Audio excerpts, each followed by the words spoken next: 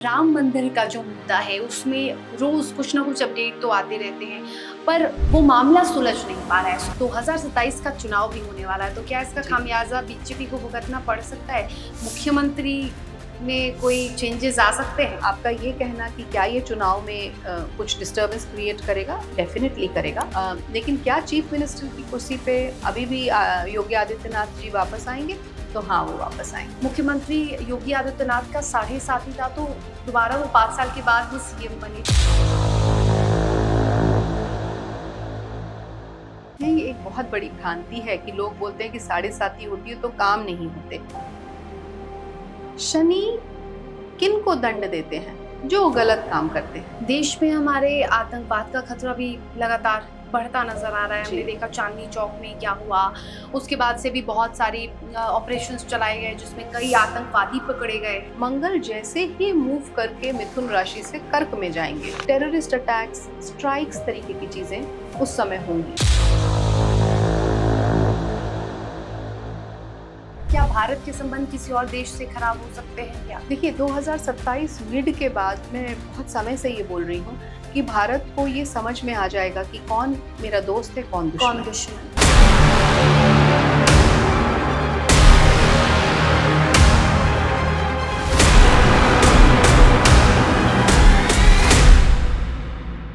नमस्कार, FM news देख रहे हैं आप। मैं हूं आपके साथ शर्मिला चौहान और आज के हमारे इस खास पॉडकास्ट में हमारे साथ एक खास मेहमान मौजूद हैं। वो मेहमान जो बहुत ही जाने माने ज्योतिषाचार्य हैं, वो मेहमान जो फाउंडर हैं परमाक्षा एस्ट्रोलॉजी की। और आप बहुत सारे लोग आप उनको जानते होंगे क्योंकि उनकी बहुत सारी भविष्यवाणियां सच हुई हैं। हाल फिलहाल में भी उन्होंने कई ऐसी बातें कही हैं जो आज जाके सच हुई हैं। तो चलिए सीधा स्वागत करते हैं और सीधा मिलवाते हैं आपसे आचार्य रीना शर्मा। हमारे साथ आचार्य रीना शर्मा जी हैं। बहुत बहुत स्वागत है ma'am, thank you for coming here. और आपने हमें समय दिया। बहुत सारी ऐसी चीजें हैं, जैसे मैं अपने दर्शकों को बता रही थी कि बहुत सारी आपकी बातें अभी हाल फिलहाल में भी सच हुई हैं। कई ऐसी प्राकृतिक आपदाओं की आप जानकारी देती हैं जो बाद में ऐसे घटनाएं होती हैं। आपने अमेरिका ईरान को लेकर कई बातें कही हैं, आपने पॉलिटिकल कंडीशंस पे कई बार बहुत सारी चीजें कही हैं। हाल फिलहाल में आपने बीजेपी को लेकर भी बहुत बड़ी बात बोली थी जो कि सच होता नजर आ रहा है। तो चलिए उसकी शुरुआत हम करेंगे, लेकिन सबसे पहले मैं थोड़ी सी आपकी जर्नी जानना चाहती हूँ। बहुत सारे ऐसे लोग हैं जो महिलाओं को लेकर बहुत इन्फ्लुएंस होते हैं, जैसे बहुत सारी ऐसी महिलाएं हैं और बहुत ऐसे कम भविष्य करता होती हैं, बहुत ऐसे कम ज्योतिषाचार्य होती हैं जो महिलाएं होती हैं और जो जिनकी भविष्यवाणियां इतनी सटीक होती है, क्योंकि ये फील्ड जो है वो भी, इस फील्ड में पुरुषों का दबदबा है, आप शायद मानती होंगी। लेकिन इस फील्ड में बहुत सारी ऐसी महिलाएं जैसे आप हैं और चुनिंदा ही ऐसी महिलाएं हैं। तो आपकी जो जर्नी है वो कैसी रही और आप यहाँ तक पहुंची है, कितने साल लग गए यहाँ तक पहुंचने में आप? जी, फर्स्ट ऑफ ऑल नमस्कार, thank you so much for having me. आपने बड़ा सुंदर सवाल करा। आपने कहा पुरुषों का दबदबा है, पर ये जो विद्या है इसकी जो देवी हैं वो माँ सरस्वती हैं। सो माँ सरस्वती खुद एक महिला है, महिला स्वरूप में है, उनको पूजा जाता है और वही हैं जिनकी वजह से ये विद्या या जिनके नाम पे या जिनको पूज के, जिनको प्रणाम करके हम भी अपनी इस विद्या का हर दिन जो है शुरुआत करते हैं।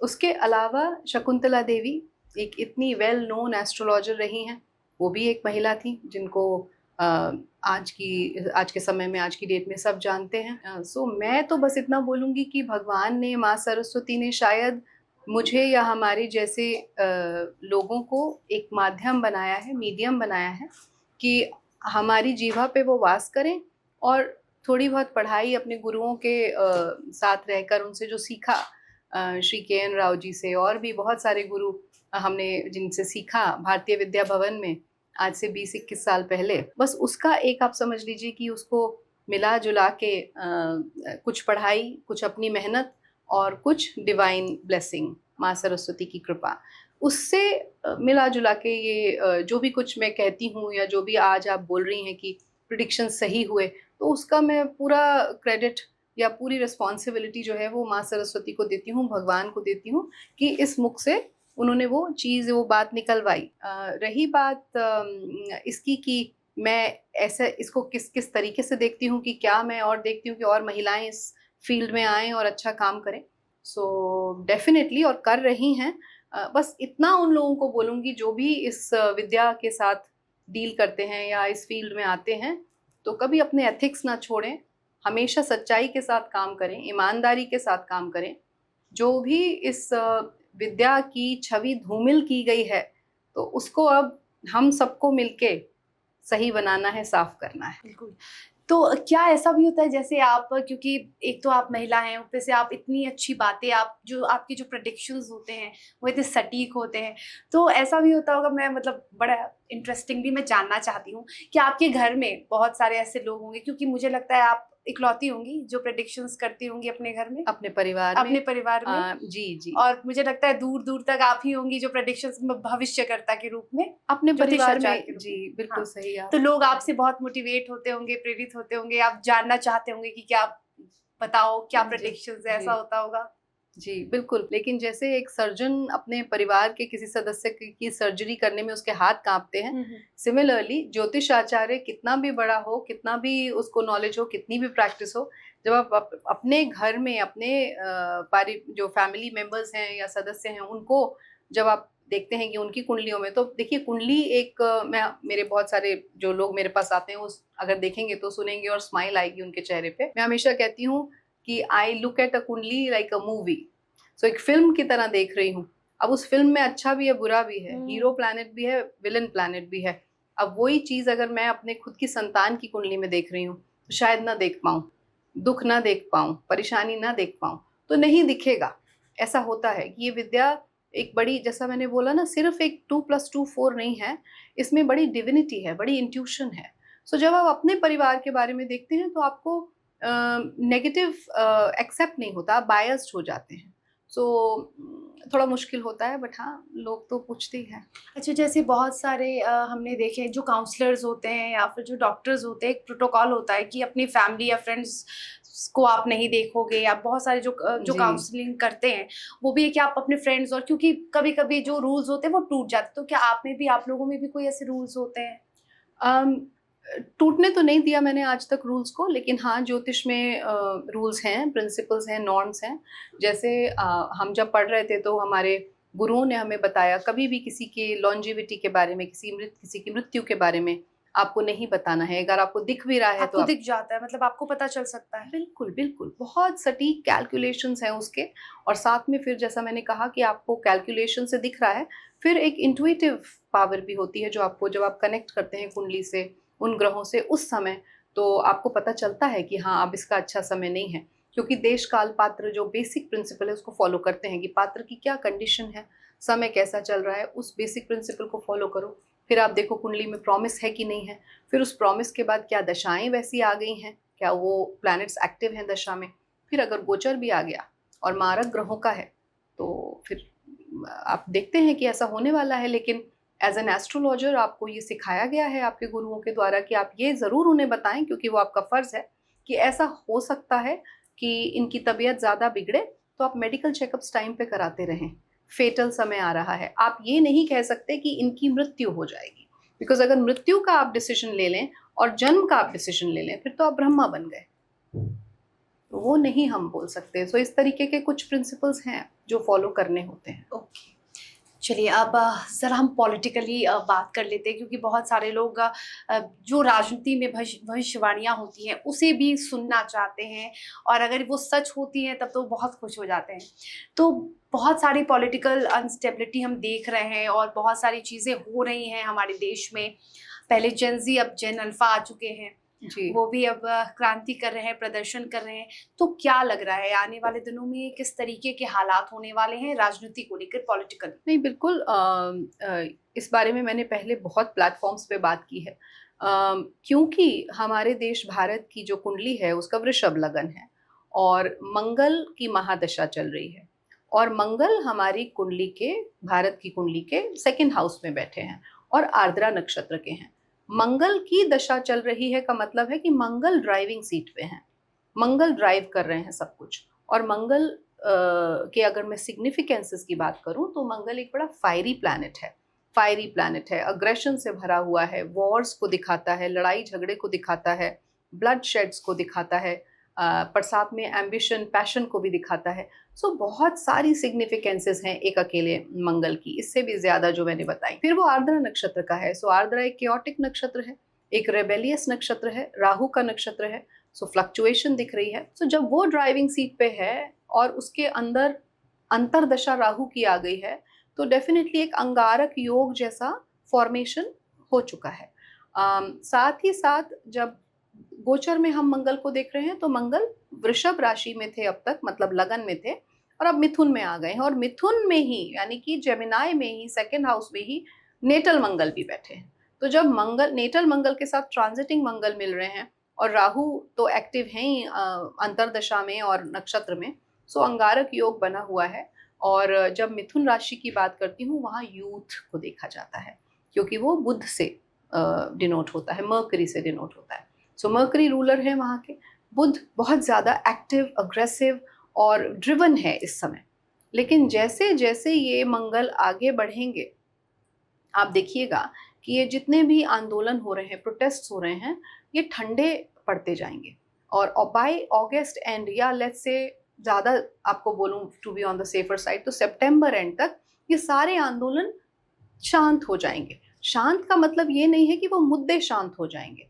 शांत का मतलब ये है कि उन मुद्दों को एड्रेस कर दिया जाएगा जो कि जेन्युइन है, जो सही हैं, उनको एड्रेस कर दिया जाएगा। और जो कुछ लोग, जैसे आपने सीजेपी का जब प्रोटेस्ट हुआ है जंतर मंतर में, उसमें भी आपने देखा, आपने देखा, बहुत लोगों ने देखा होगा कि सिर्फ नीट के विद्यार्थी ही नहीं थे, बहुत सारे ऐसे भी लोग थे जो सिर्फ डिस्टर्बेंस क्रिएट करने आए थे। तो जो डिस्टर्बेंस क्रिएट करने आए हैं, जो नेगेटिविटी फैलाने आए हैं और जो एक्सटर्नल फोर्सेस की वजह से भारतीय सत्ता को हिलाने आए हैं, उनको तो जवाब मिलेगा। लेकिन जो मुद्दे हैं जो बहुत लंबे समय से चल रहे हैं, उनको आंसर मिलेगा, उनको भी एक सॉल्यूशन मिलेगा। और ये मैं हमेशा बोलती हूँ, फिर से बोलूँगी कि ये साल पॉलिसीज़ बनने का है, ये साल मेटल्स का है, पॉलिसीज़ बनने का है और वॉर्स का है। सो पॉलिसीज़ बनने वाली हैं, क्योंकि चैत्र शुक्ल पक्ष प्रतिपदा के जो राजा हैं वो बृहस्पति हैं, और वो ज्ञान से जोड़ के उनको देखा जाता है। सो ये समय है ही पॉलिसीज़ बनने का। बट ये बनेंगी कब? ये तब बनेंगी जब राहु केतु अपना एक्सिस चेंज करेंगे 5 दिसंबर के तो बाद। कोई स्ट्रॉन्ग पॉलिसीज बाहर में बन स्ट्रॉन्ग सकती है? पॉलिसीज एजुकेशन से रिलेटेड आपको ओके, बनती ओके, दिखेंगी। ओके। एजुकेशन अभी ये झारखंड में भी जेपीएससी जेएसएससी को लेकर प्रदर्शन हो रहा है, जनजी ही कर रहे हैं, बट उसमें कोई भी रिजल्ट नहीं आ पा रहा है और लगातार बातचीत हो रही है, बस उस बातचीत का कोई फायदा नहीं हो रहा है, बहुत अनसक्सेसफुल बातचीत हो रही है, मीटिंग्स हो रही हैं। तो झारखंड को लेकर क्या कुछ अच्छी खबर, उन छात्रों के लिए कुछ अच्छी खबर? बिल्कुल, मैंने जैसा कहा कि इस पे काम ऑलरेडी इंटरनली शुरू हो गया है। देखिए, बहुत सारी चीज़ें ऐसी हो रही हैं इस समय जो छिपी हुई हैं, जो सरफेस पे नहीं है। लेकिन क्योंकि शनि वक्री हो गए हैं अभी 27 जुलाई को, और शनि एक जलीय राशि में है, साथ में वो जलीय राशि भी बृहस्पति की है, और बृहस्पति राजा हैं, ज्ञान से रिलेटेड है, राजा हैं इस हिंदू नववर्ष के। तो आप देखिएगा कि इस समय को जब शनि वक्री होते होते 11 दिसंबर तक हैं, और फिर 13 दिसंबर से बृहस्पति वक्री हो रहे हैं और अतिचारी हैं, बहुत जल्दी पॉलिसीज़ बनती दिखेंगी। 5 दिसंबर के बाद आप देखेंगे कि ये पॉलिसीज़ बच्चों के फेवर में, स्टूडेंट्स के फेवर में बनती दिखेंगी, और बच्चे समझ पाएंगे तब तक कि उन्हें यूज़ किया जा रहा है from a very different angle. अभी क्योंकि पॉलिटिकली हम बात कर रहे हैं, तो राम मंदिर का जो मुद्दा है उसमें रोज कुछ ना कुछ अपडेट तो आते रहते हैं, पर वो मामला सुलझ नहीं पा रहा है। सुप्रीम कोर्ट की हस्तक्षेप है उसमें, सुप्रीम कोर्ट ही सुनवाई कर रहा है, लेकिन अब भी इस मामले की पूरी तरह जो खुलासा है वो नहीं हो पा रही है। अभी ये खबर सामने आया है कि बैंक में का भी इसमें रोल है, क्योंकि बैंक के जो जितने भी नियम होते हैं वो बैंक ही लागू कर रहा था। जो कैश काउंटिंग हो रही थी वो बैंक के लोग कर रहे थे, बैंक ने ही बहुत सारी चीजें। तो अब बहुत ज्यादा कंफ्यूजिंग मामला हो गया है वो चंदा चोरी का जो मामला है। ये मामला कब तक सुलझ सकता है और सुलझेगा भी कि नहीं? नहीं, देखिए, ये जो समय है इसके ऊपर मैंने बात की थी जब हम राम मंदिर का जब मुहूर्त हुआ है, जब रामलला की स्थापना करनी थी, तो स्थापना करने वाले दिन की जब कुंडली बनाई गई, तो बड़ी अच्छी कुंडली, बड़ा अच्छा लगन, बड़ा अच्छा मुहूर्त। क्योंकि आई एम श्योर जब रामलला को स्थापित करना है तो जो टीम ऑफ एस्ट्रोलॉजर्स है हमारी गवर्नमेंट के पास, हमारे नेताओं के पास, या जिन्होंने इस चीज़ को आगे बढ़ाया, तो वो बड़े अच्छे रहे होंगे। पर एक छोटी सी त्रुटि, छोटी सी कमी रह गई थी उस समय, मुहूर्त के समय, जिसकी वजह से ये जो चीजें सामने आई हैं वो दिख रही हैं। और प्लस गोचर में जिस हिसाब से शनि और बृहस्पति आए हुए हैं इस समय, दोनों जलीय राशि में हैं। शनि नेपच्यून के पास आ रहे हैं। मैं थोड़ा सा वेस्टर्न एस्ट्रोलॉजी के भी प्लैनेट्स को लेती हूँ जब मेदिनी की बात करती हूँ। तो जब ऐसा होता है तो गड़ी हुई छिपी हुई चीजें सामने आती हैं। और ये समय जजमेंट का भी है। जब शनि आखिरी राशि में आए हैं, मीन में आए हैं और आखिरी नक्षत्र में हैं, तो इतने समय से जो कुछ गलत हो रहा था उसका जजमेंट होगा, उसका जजमेंट होने का समय है। और जजमेंट होने के लिए पहले क्रिमिनल्स को या उन लोगों को जो गलतियां कर रहे थे, धांधलेबाजी कर रहे थे, उनको सामने आना पड़ेगा, तभी जजमेंट होगा, तभी क्लेंजिंग होगी, तभी क्लियरिंग होगी। तो सामने आना भी ऑलरेडी प्रीडेस्टाइंड था और अभी तो और ऐसी चीजें और ऐसे लोग सामने आने वाले हैं। ये चीज आप 2027 भी पूरा होते हुए देखेंगी। फिर धीरे धीरे एक नया ट्रस्ट बनेगा और अगस्त 2028 के बाद फिर ये सुचारू रूप से काम करेगा। मतलब अभी 1 साल 1.5 साल और वेट करना पड़ेगा। अभी 2027 पूरा पड़ा हुआ है और उसके बाद 2028 में ये मामला सुलझेगा जी। और इसी बीच आप और भी और बड़े बड़े मंदिरों में इस तरीके की जो बातें वो तो खबरें सामने आ रही हैं, वो खबरें आते हुए देखेंगे आप। 2027 का चुनाव भी होने वाला है, तो क्या इसका खामियाजा बीजेपी को भुगतना पड़ सकता है?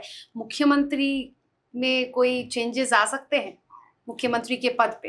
देखिए, राम मंदिर में जो हो रहा है या और भी जो ऐसी सिचुएशंस जो उत्तर प्रदेश में इस समय निकल के आ रही हैं, वो बहुत हद तक एक स्ट्रेटजी भी है। बट साथ में इसी समय क्यों हो रही हैं? क्योंकि ये इसी तरीके से डेस्टिनी को अनफोल्ड होना है।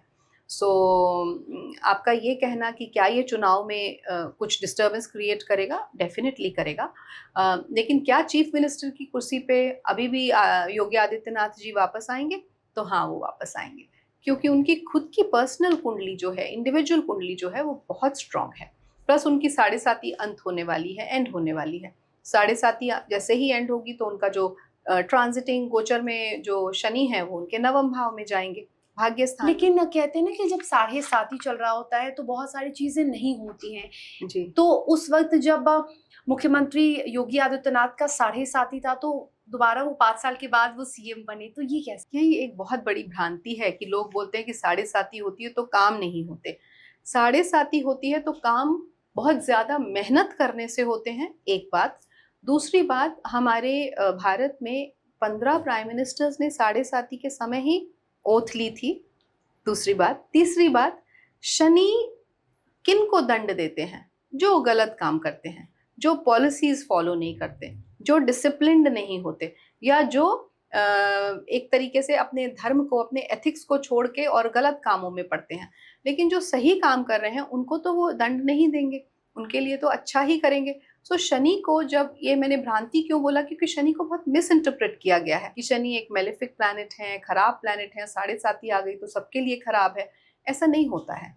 7.5 सबके लिए खराब नहीं है। योगी आदित्यनाथ जैसी पर्सनैलिटी जो अनकंडीशनल या निश्चल भाव से मासिस के लिए, जनता के लिए, लोगों के लिए काम करते हैं, गलत को गलत और सही को सही कहते हैं, वो तो खुद साक्षात शनि और बृहस्पति का कॉम्बिनेशन है। तो उन्हें शनि क्या परेशान करेगा। ओके। देश में हमारे आतंकवाद का खतरा भी लगातार बढ़ता नजर आ रहा है। हमने देखा चांदनी चौक में क्या हुआ, उसके बाद से भी बहुत सारी ऑपरेशंस चलाए गए जिसमें कई आतंकवादी पकड़े गए। कई जो ऐसे लोग हैं जो अपने ही देश में बाहर के देश के लिए, पाकिस्तान के लिए काम कर रहे हैं। फिर हमने ऑपरेशन सिंदूर देखा, उसके पहले जो हुआ 1 साल हो गया पहलगाम वाले मामले को लेकर। तो ये सारी अगर हम चीज़ों को देखें तो सवाल यही उठता है कि क्या आगे भी भारत को आतंकवाद से खतरा है, या फिर अभी आने वाले साल में या आने वाले महीने में कोई ऐसी आतंकवादी गतिविधि होने वाली है क्या? अभी थोड़ी देर पहले मैंने आपको कहा कि मंगल ड्राइविंग सीट पे है, और मंगल की जो मैंने बात की इस समय मिथुन राशि में है, और मंगल एक राशि में 1.5 महीना रहते हैं। मंगल जैसे ही मूव करके मिथुन राशि से कर्क में जाएंगे, कर्क जलीय राशि है और वहाँ भारत की कुंडली में 5 ग्रह ऑलरेडी बैठे हैं, और वो उसमें से 3 अश्लेषा नक्षत्र में है। अश्लेषा नक्षत्र फिर से बुध का नक्षत्र है, जहाँ यूथ की एक्टिविटी नजर आ रही है। But at the same time क्योंकि वहाँ मंगल आ जाएंगे और वो भारत की कुंडली में पड़ोसी देश है, नेबरिंग कंट्रीज है, तो आप देखेंगी कि नॉर्थ ईस्टर्न साइड में, क्योंकि एक टूल है जो हम यूज करते हैं मेदिनी में, कुर्मा चक्र करके, और सर्वतोभद्र, ऐसे 2-3 टूल्स हैं। बहुत सारे लोग उनको नहीं जानते, लेकिन मेदिनी ज्योतिष में वो बहुत कारगर हैं, बहुत इंपॉर्टेंट हैं, क्योंकि उससे आपको दिशाएं पता चलती हैं। सो जब आप वो लगाते हैं और थर्ड हाउस को देखते हैं, तो north eastern boundaries of Bharat will be compromised. और कब? जब वो मंगल उस राशि में होंगे। और ये कब होने जा रहा है? अभी आपको 18 सितंबर के करीब, 15 सितंबर के बाद आप ये देखने लगेंगे, क्योंकि 18 सितंबर से लेके 11 नवंबर तक वो कर्क राशि में रहेंगे। कर्क राशि एक वाटरी साइन है, और एक ऐसा साइन है जहां हम केयर, नर्चरिंग और इमोशंस, भावनाएं, किन की भावनाएं, जो ग्रह वहाँ बैठे हुए हैं उन सब की भावनाएं इस समय डिस्टर्ब है, इक्विलिब्रियम बिगड़ा हुआ है। तो मंगल वहाँ आएंगे, और वहाँ पे राहु के साथ जो कॉम्बिनेशन उनका बन रहा है, जिस प्रकार मैंने अभी समझाया थोड़ी देर पहले, तो पड़ोसी देशों की तरफ से भारत की boundary, specially north eastern boundary में आप डिस्टर्बेंस देखेंगी, और टेररिस्ट अटैक्स, स्ट्राइक्स तरीके की चीज़ें उस समय होंगी, होने के बहुत अंदेशा है। ओके। और जो भारत की अगर जैसे हमने बात की, तो भारत में लगातार बहुत सारी अभी परेशानी भी देखने को मिल रही है। महंगाई हमने देखा, क्योंकि वॉर चल रहा है अमेरिका और ईरान के बीच, और वॉर थमने का नाम नहीं ले रहा है। पहले लगा था कि वॉर खत्म होने वाला है, कई बार समझौते हुए, लेकिन कोई बात नहीं बनी। तो क्या इसका बहुत बुरा असर भारत पे भी पड़ सकता है? क्योंकि पहले तो स्टार्टिंग में पड़ा था, अब स्थिति नॉर्मलाइज हो चुकी है, पर क्या स्थिति और बिगड़ सकती है क्या आगे? देखिए, जब भी अर्थव्यवस्था बिगड़े या जो फाउंडेशन है वो हिले, क्योंकि देखिए जब अमेरिका और ईरान की लड़ाई शुरू हुई तो तेल महंगा हुआ। जब क्रूड ऑयल महंगा हुआ, तेल महंगा हुआ, तो सारी चीज़ें, स्टॉक मार्केट, सारा फाइनेंशियल स्ट्रक्चर वो हिलता है। अब तेल मैंने क्यों शब्द यूज़ किया? क्योंकि शनि जो है वो तेल को रिप्रेजेंट करते हैं। अब शनि जब मीन राशि में आए हैं, तो जो कुछ हो रहा था, अब 30 साल बाद वो मीन राशि में आए हैं, आखिरी नक्षत्र में है। सो जो कुछ हो रहा था उस इंफ्रास्ट्रक्चर में तो बदलाव आएगा ही आएगा। अब ये वॉर आप कह रही हैं थमेंगे कि नहीं, ये अभी थमने का नाम नहीं लेंगे, ये अभी काफ़ी लंबे चलने वाले हैं। मुझे अभी दूर दूर तक नज़र नहीं आ रहा। बीच बीच में सीज फायर, बीच बीच में कुछ समय के लिए शांति हो गई, उनके पास रिसोर्सेज खत्म हो गए, फिर दोबारा शुरू हो गया। अर्थव्यवस्था जब अमेरिका की बिगड़ेगी, डॉलर पे असर आएगा, स्टॉक मार्केट पे असर आएगा, तो भारत की भी बिगड़ेगी। फिलहाल तो डॉलर गिर रहा था अभी, कुछ दिनों पहले तक डॉलर गिर रहा था, और जो सोने की प्राइस है वो भी ऊपर नीचे, कभी फ्लक्चुएशंस, कभी 12,000 बढ़ जा रहे हैं, कभी कम हो जा रहे हैं। तो ये स्थिति कब तक देखने को मिलेगी? अभी और देख सकते हैं। देखिए वॉर्स, अब तो ये मैंने बोला वॉर्स का समय है, अब तो एक एक करके और देश जुड़ते चले जाएंगे लड़ाई में, वॉर तो ये में। वर्ल्ड वॉर का संकेत तो नहीं है? ये बिल्कुल वर्ल्ड वॉर का संकेत ही है। क्यों ऐसा है? क्योंकि महाभारत के समय पे जो प्लानिटरी प्लेसमेंट था, महाभारत भी एक वर्ल्ड वॉर तरीके का ही था, जिसमें इतना विनाश हुआ, 18 दिन चला और पूरा विनाश हो गया था, सब लोग खत्म हो गए थे, बहुत ब्लडशेड हुआ था। सिमिलरली ये जो प्लानिटरी कॉम्बिनेशंस बन रहे हैं, ये महाभारत के समय की याद दिलाते हैं, और ये भी काफ़ी लंबा चलेगा। और महाभारत के समय जो सबसे ज़्यादा विनाश हुआ था जब शनि ने रोहिणी नक्षत्र का भेदन किया था। सो जब ऐसा होगा, जो वृषभ राशि में होगा अराउंड 2030-31 के बाद, तब आप देखेंगी कि वर्ल्ड वॉर जैसी सिचुएशन, वर्ल्ड वॉर 3 जैसी सिचुएशन आपके सामने आएंगी। उसे एक नाम जो हम वर्ल्ड वॉर 3 कह रहे हैं, उसको दिया जाए या ना दिया जाए, लेकिन सिचुएशंस बिल्कुल वैसी होंगे। मतलब बहुत सारे देश अभी और जुड़ने वाले हैं। बहुत तो भारत भी जुड़ सकता है क्या? क्या भारत के संबंध किसी और देश से खराब हो सकते हैं क्या? देखिए 2027 मिड के बाद, मैं बहुत समय से ये बोल रही हूँ कि भारत को ये समझ में आ जाएगा कि कौन मेरा दोस्त है, कौन दुश्मन है। क्योंकि अभी भारत नहीं समझ पाया। अभी देखिए बहुत कुछ अंडर द कवर्स है, सब कुछ सरफेस पे आना है। तो नेपच्यून छिपाव की बात कर रहा है, शनि उसके पास है, बाउंड्रीज ब्रेक हो रही हैं, वो जो एक सरफेस पे धूल जमी हुई है वो हट रही है, तो तब सामने सारी पिक्चर जो है क्रिस्टल क्लियर हो जाएगी। और आप देखिएगा उसके बाद में तो भारत को पता चलेगा कि कौन। अभी जो इस समय बहुत सारे देश हैं जो दोस्त जैसे दिखते हैं, फॉर एग्जाम्पल रशिया, वो शायद दोस्त ना दिखे बाद में, उनके जो अंदर से जो उनके कनेक्ट्स हैं और लोगों से हो जो कि शायद एंटी भारत हैं, तो वहाँ परेशानी दिखती है। ओके, तो अगर बीजेपी की कुंडली को आपको डिकोड करना, जी क्योंकि बीजेपी में बहुत सारी अभी चीज़ें हो भी रही हैं और कहीं ना कहीं बीजेपी लगातार स्ट्रेटजीज में चेंजेस करती है और अभी बीजेपी के लिए काफ़ी चैलेंजिंग रहा ये जो जेंजी प्रोटेस्ट हुआ। जी और लेकिन ये सराहनीय है कि किस तरीके से बीजेपी ने जो स्टेप लिया, प्रधानमंत्री नरेंद्र मोदी ने कैसे जेंजी से कनेक्ट किया, तो कैसे डिकोड करेंगी, क्या है 2029 में इनका फ्यूचर? बीजेपी की कुंडली काफी काफी सशक्त है, काफी स्ट्रांग है और बीजेपी लंबे समय तक रहने के लिए है। बीजेपी अभी कहीं जाने नहीं वाली है। इनफैक्ट एक जलीय राशि से दूसरी जलीय राशि तक जब शनि ट्रैवल करेंगे, आप तब तक देखेंगी कि बीजेपी है। अभी मीन राशि में है, मीन के बाद मेष में शनि आएंगे, 2.5 साल रहेंगे 2027 मिड में। फिर उसके बाद वृषभ में आएंगे, टॉरस में आएंगे, 2.5 साल रहेंगे। फिर जेमिनाई में आएंगे, 2.5 साल रहेंगे और फिर वो जाके कैंसर में यानी कर्क में आएंगे। तो इतना लंबा समय तो बहुत क्लियरली दिखता है कि बीजेपी कहीं नहीं जा रही है, तो स्ट्रांग कुंडली है। साथ ही श्री नरेंद्र मोदी जी की जो कुंडली है वो तो एक अलग ही लेवल की कुंडली है। ऐसी तो कुंडली मैंने देखी नहीं अब तक। इट्स अ वेरी स्ट्रांग कुंडली, वेरी वेरी स्ट्रांग कुंडली। जिस तरीके का उनका ऑरा है, इसके पहले किसी का ऐसा ऑरा नहीं था? नहीं, मुझे तो नहीं दिखा। अगर मैं पीछे जाके सारे प्रधानमंत्रियों को मैंने देखा है, देखिए अटल बिहारी वाजपेयी, हाँ, कोई किसी चीज में अच्छा, कोई किसी चीज में अच्छा, लेकिन फिर आप कंपैरेटिव स्टडी करेंगे कि आउट ऑफ 10 इनको कितने मिलते हैं या आउट ऑफ 10 उनको कितने मिलते थे। कि okay, good he was good as a prime minister, लेकिन शायद उनमें वो ड्राइव नहीं थी, शायद उनमें वो स्ट्रेटेजी नहीं थी, शायद वो जो चाणक्य वाली कूटनीति थी वो नहीं थी, मिसिंग थी। इनमें he is a combination of all. क्योंकि वृश्चिक राशि है, वृश्चिक लगन है, तो मंगल जो मैं ड्राइव और पैशन की बात कर रही थी वो कूट कूट के है, वो स्ट्रॉन्ग एनर्जी है उनके पास। साथ ही जिस प्रकार उनका राहु केतु है तो वो उनको कूटनीति में भी बहुत ही एक्सपर्ट बनाता है।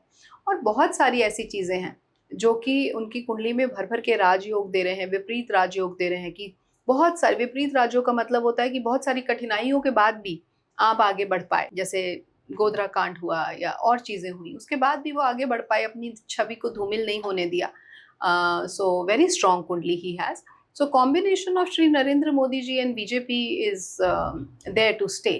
अब नरेंद्र मोदी जी प्राइम मिनिस्टर तो रहेंगे। क्या ऐसा हो सकता है, ऐसा भी होता है क्या, क्योंकि आपने मतलब बीजेपी की जो कुंडली है वो अलग ही होगी, प्रधानमंत्री नरेंद्र मोदी की कुंडली अलग होगी, जी। तो जब प्रधानमंत्री नरेंद्र मोदी बीजेपी में है तो क्या उनकी कुंडली की वजह से ही बीजेपी का, ऐसा तो नहीं कि बीजेपी का अगर अच्छा हो रहा है तो उसमें उनकी कुंडली का भी हाथ? इसको एक्सप्लेन करने के लिए मैं एक छोटा सा एग्जाम्पल दूंगी जिससे ऑडियंसेस और आप भी आसानी से समझ पाएंगे। जब शादी होती है जनरली बहुत पहले से हम देखते हैं तो हम कुंडली मिलान करते हैं। सो कुंडली मिलान में हम ये देखते हैं कि जब ये दोनों एक साथ होंगे हाँ, तो जीवन कैसा होगा। उसकी पत्नियों में कहते हैं ना कि पत्नी का साथ, जब पति शादी के बाद जो पति के साथ होगी तो इसकी कुंडली मिल जाएगी तो ये अच्छा हो जाएगा। हाँ। तो कई बार क्या होता है कि आप इंडिविजुअली बहुत स्ट्रांग हैं, लेकिन आपके अंदर जो एक छोटी सी कुछ कमी है या कुछ चीज है तो वो आपका पार्टनर आके उसको फुलफिल कर देता है। कंपैटिबिलिटी हो गई, इस ताले की यही चाबी है। तो आप ऐसा कह सकती हैं कि प्रधानमंत्री श्री नरेंद्र मोदी जी और बीजेपी की कुंडली जब हम मैच करते हैं, कंपैटिबिलिटी देखते हैं, तो that is again very strong, बहुत अच्छी स्ट्रांग है। तो जहां वहां उनकी आप टीम देखिए किस प्रकार की उनकी टीम है। सो वो सब लोग उसको एक तरीके से जो कमी है उसकी खाना पूर्ति कर देते हैं। सो उनके एडवाइजर्स अच्छे हैं, उनके शायद एस्ट्रोलॉजर्स की टीम भी बड़ी अच्छी है, तभी उन्हें अच्छे मुहूर्त मिलते हैं और बहुत स्पिरिचुअल है वो। तो जब कोई स्पिरिचुअलिटी का दामन पकड़ लेता है तो फिर बहुत सारी चीज़ें आसान हो जाती हैं। अच्छा, ऐसा होता है क्या? देखिए बहुत लोग मैम कहते हैं कि किसी किसी की किस्मत बहुत अच्छी होती है तो वो अगर कम हार्डवर्क भी करे तो किस्मत यदि उसका साथ दे दे तो वो इंसान सफलता की ऊंचाइयों को छू लेता है। कोई बहुत मेहनती होता है पर बावजूद उसका किस्मत उसका साथ नहीं देती है तो वो चाह के भी कुछ नहीं कर पाता। सही बात। और अगर इन दोनों के अलावा अगर हम देखें कि अगर हम बात करें तो जो बहुत ज्यादा स्पिरिचुअल होता है तो क्या वो इन दोनों को मात दे सकता है? मतलब किस्मत फिर ऑटोमेटिकली उनके साथ हो सकती है क्या? बहुत ही सुंदर सवाल। जनरली ये किसी ने मुझसे पूछा नहीं। इस बात को ऐसे लेते हैं, ऐसे समझते हैं, जब आप स्पिरिचुअल हो जाते हैं आपका डायरेक्ट कनेक्शन एक तरीके से परमात्मा के साथ जुड़ जाता है। जब आप परमात्मा के साथ जुड़ जाते हैं तो आपके अंदर बहुत सारा एक्सेप्टेंस आ जाता है। तो जो चीज़ें आपको गलत दिख रही थी उनको आप एक सही तरीके से परसीव करना शुरू कर देते हैं। फॉर एग्जाम्पल, जब तक आप भगवान से नहीं जुड़े हैं, या जब तक आपने नहीं समझा है ये मोह माया का पूरा जाल या चक्रव्यूह, तब तक आपको लगता है कि वो गलत है। सो स्पिरिचुअलिटी में आपको सही गलत नहीं दिखता है, आपके अंदर एक्सेप्टेंस आ जाती है। आप दूसरे की गलती ना देख के, ये इंट्रोस्पेक्शन जिसे हम इनवर्ट जर्नी कहते हैं, इसीलिए केतु से उसको जोड़ा जाता है स्पिरिचुअलिटी को, कि आप अपने अंदर झांकते हैं, देखते हैं मैंने कहाँ क्या गलत किया। जब आप खुद में झांकने लगते हैं और खुद को परखने लगते हैं और खुद के अंदर गलतियां फाइंड करने लगते हैं, वो समय ऐसा होता है जब आप अपने आप नेचुरली स्पिरिचुअलिटी की तरफ बढ़ रहे हैं, परमात्मा से कनेक्ट हो रहे हैं। और ये मैं हमेशा बोलती हूँ कि अगर कोई परमात्मा से कनेक्ट हो रहा है तो आपका जो एक मैग्नेटिक फील्ड है या जो ऑरा है वो ऑटोमेटिकली स्ट्रांग हो रहा है। आपको किसी ज्योतिषी की ज़रूरत नहीं है। आपकी किस्मत, आपकी डेस्टिनी एक अलग तरीके से अनफोल्ड होगी। लेकिन ये सब भी तब होगा जब आप उस तरीके का प्रारब्ध लेकर आए हैं। मतलब अगर मैं नटशेल में बोलूँ तो बात सिर्फ इतनी सी है कि आपका प्रारब्ध आपके पूर्व जन्मों के कर्मों पे डिपेंड करता है और आपका फ्यूचर आपके आज के कर्मों पे डिपेंड करता है। So you can not change your past but you can always make changes to your future. Exactly. तो बिल्कुल, ये तो हम जो बात कर रहे थे कि स्पिरिचुअल अगर हम होंगे तो क्या ये हमारे लिए फ़ायदेमंद होगा? बहुत फ़ायदेमंद होगा, जैसा कि आपने बताया। तो हम प्रधानमंत्री नरेंद्र मोदी की बात कर रहे थे कि वो काफ़ी ज़्यादा स्पिरिचुअल हैं, और हाँ, क्योंकि उनके जितने भी राशियाँ हैं वो भी काफ़ी स्ट्रॉन्ग है, और उसकी वजह से भी वो एक कह सकते हैं कि फ़िलहाल भारत के सबसे शक्तिशाली नेता हैं, और काफ़ी ज़्यादा उन्हें पसंद किया जाता है, सिर्फ भारत में नहीं पूरी दुनिया में। तो इससे मतलब मैं ये जानना चाहती हूँ कि 2029 में उनका क्या फ्यूचर है? श्री नरेंद्र मोदी जी अभी हैं, he is there to stay, लेकिन वो प्रधानमंत्री रहेंगे ऐसा मैं नहीं बोलती। मैंने पहले भी कई बार बोला है कि वो उनके जो पोजीशन है उसमें बदलाव आएगा, और वो पोजीशन में बदलाव वो किसी के अंडर प्रेशर नहीं लेने वाले हैं। वो उनका खुद का डिसीजन, उनकी टीम का मिलाया जुलाया एक डिसीजन होगा। नेतृत्व वही करेंगे, लेकिन वो नेक्स्ट पेडेस्टल पे चले जाएंगे, और प्रधानमंत्री के बाद एक ही पोजीशन बचती है जो है राष्ट्रपति। भारत के राष्ट्रपति बनने के बहुत चांसेस हैं उनके, और मुझे वहाँ नज़र आते हैं वो 2029 में। और नेतृत्व आप जैसा हमेशा होता रहा है कि प्रेसिडेंट के पास वो पोजीशन, वो पावर्स नहीं है जो प्रधानमंत्री के पास है, पर कूटनीति जो मैं बार बार बोलती हूँ, चाणक्य नीति, उस पर हमारा देश चलेगा, हमारी गवर्नमेंट चलेगी, और प्रधानमंत्री श्री नरेंद्र मोदी जी ही बैक एंड से नेतृत्व करेंगे। ओके। और अगर अब 2029 में, क्योंकि चांसेस है, हो सकता है कि चेंज हो जाए प्रधानमंत्री का चेहरा, तो फिर किसके चांसेस ज्यादा लग रहे हैं? क्या योगी आदित्यनाथ के चांसेस हैं क्या? बहुत ज्यादा खबरें आती हैं, बहुत ज्यादा चर्चाएं होती हैं इस पे। जी देखिए, बीजेपी हो या हमारे प्रधानमंत्री जी हो, हमेशा एक सरप्राइज पैकेज रहता है। अभी के हिसाब से अगर मैं बताऊं, और बहुत सारे कैंडिडेट्स जिनकी, देखिए सबकी तो मैंने कुंडलियां नहीं देखी, लेकिन जो मुझे थोड़ा एलिजिबल लगे उनकी कुंडलियां मैंने देखी, तो उसमें से योगी आदित्यनाथ जी की बड़ी ही स्ट्रॉन्ग कुंडली है। दूसरे नंबर पे फडणवीस जी भी आते हैं जो मुझे दिखता है। सो ये दो कैंडिडेट्स हैं who are in the list अभी राइट नाउ। कोई नया चेहरा आए तो मैं नहीं कहती। अच्छा, बीजेपी को आगे भी अमित शाह और नरेंद्र मोदी ही लीड करेंगे, ऐसा संभव है? अमित शाह जी के बारे में नहीं बोलती हूँ, क्योंकि उनको हेल्थ इश्यूज आने वाले हैं। ऐसा लगता है मुझे उनकी कुंडली देख के। अगर वो जो डिटेल्स सोशल प्लेटफॉर्म पे जो मुझे मिले हैं, पब्लिक प्लेटफॉर्म पे, वो करेक्ट हैं, तो उनका थोड़ा सा ऐसा समय आने वाला है।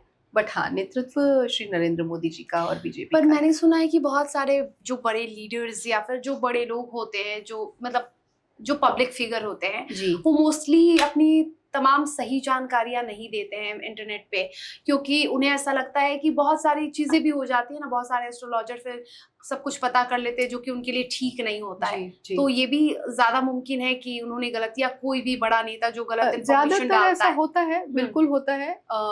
बहुत सारे पॉलिटिशियंस या जो फेमस पर्सनालिटीज हैं, पब्लिक फिगर्स हैं, वो नहीं डालते अपनी डिटेल्स, जो आप बोल रही हैं सही बोल रही हैं, करेक्ट नहीं डालते हैं। लेकिन उस केस में फिर हमें उनके जो जीवन में जो इवेंट्स घटे, घटनाएं घटी, वो इम्पॉर्टेंट डेट्स लेके फिर हम मैच करके देखते हैं, जिसको हम बर्थ टाइम रेक्टिफिकेशन कहते हैं। सो अगर मैं किसी बहुत ही स्पेशल इम्पॉर्टेंट एक पब्लिक फिगर की बात कर रही हूँ, तो और वो भी ऐसे सोशल प्लेटफॉर्म पे जिसे दुनिया देख रही है, तो I have to be very credible and very responsible कि मैं ऐसे ही किसी के लिए ना बोलूं अनटिल अनलेस मैं उनका BTR यानी बर्थ टाइम रेक्टिफिकेशन करके अपने दिमाग से, अपनी नॉलेज से, अपनी प्रैक्टिस से ये ना देख चुकी हूँ कि हाँ उनके पास्ट इवेंट्स मैच हुए हैं, तब आप कहें अच्छा लगता है कि यही सही है। जैसे ममता बनर्जी के बारे में जब मैंने कहा था तो बहुत सारे लोगों ने कमेंट किया जनरली कि आपको कैसे पता है कि ये करेक्ट है, एंड ऑब्वियसली वो करेक्ट नहीं लग रहा था। तब उस केस में फिर उनकी जो पार्टी थी उसकी फाउंडेशन डे कुंडली बना के मैंने देखा, तो वो दोनों चीजें मैच हो रही थी। फाइनली जब वो हुआ जो कहा था तो लगा कि नहीं वो भी ठीक था। और CJP का फ्यूचर क्या देख रही हैं आप? CJP तो अगले 30 डेज में, अगले 30 दिनों के अंदर मुझे CJP का वर्चस्व या उनका अस्तित्व खत्म नजर आता है। बिल्कुल। ओके, अब बात कर लेते हैं जरा प्राकृतिक आपदाओं की। बहुत सारे ऐसे चेंजेस आते हैं क्लाइमेट में और उसकी वजह से भारत को बहुत परेशानी होती है, भारत के लोगों को बहुत परेशानी होती है। अभी बाढ़ की आपदा, बाढ़ का दंश बहुत सारे राज्य झेल रहे हैं अभी। और ऐसे क्या कोई ऐसी और ऐसे इस तरीके की घटना हो सकती है जो प्राकृतिक आपदा से जुड़ी हुई है? जी देखिए, राहु धनिष्ठा नक्षत्र में आ गए हैं अभी, और शनि वक्री हैं, और दोनों जलीय राशियां एक्टिव हैं। आपने खुद ही कहा बाढ़, जलीय राशियां एक्टिव हैं। जलीय राशियों में दोनों बड़े इंपॉर्टेंट मेजर प्लैनेट्स बैठे हैं, एक तरफ बृहस्पति एक तरफ शनि, दोनों स्लो मूविंग है, ये दोनों कार्मिक प्लैनेट्स हैं।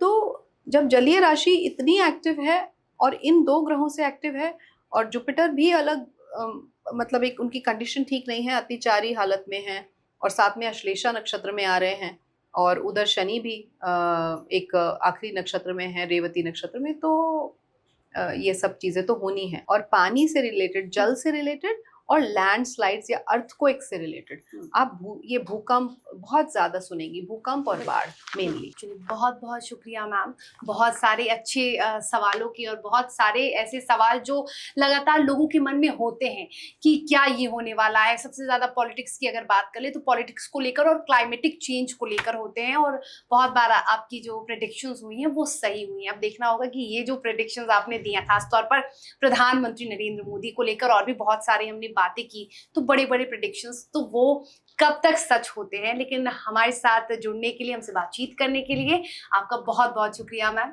और बहुत बहुत शुक्रिया। और इसी के साथ अगर आपको भी हमारा पॉडकास्ट, हमारी बातचीत अच्छी लगी हो, या फिर आपके मन में भी कोई सवाल हो, तो आप हमें कमेंट में जरूर पूछे, जरूर बताएं, हम उसका जवाब जरूर आपको देंगे। लेकिन देखते रहिए तब तक के लिए FM न्यूज़।